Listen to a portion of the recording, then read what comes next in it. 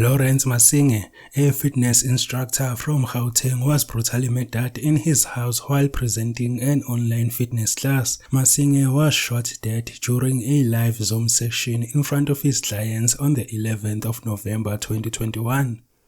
DJ City Lights, the younger brother of the late Pro Kid, passed away in a hijacking that led to him being shot 8 times on the 13th of February in 2022 in Soweto.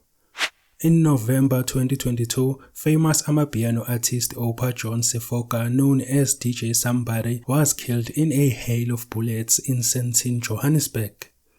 In January, South Africa lost Bakari musician Intumeleng Mosheu, known as Vosima 5R. He was shot dead outside a tavern in Soshanguve.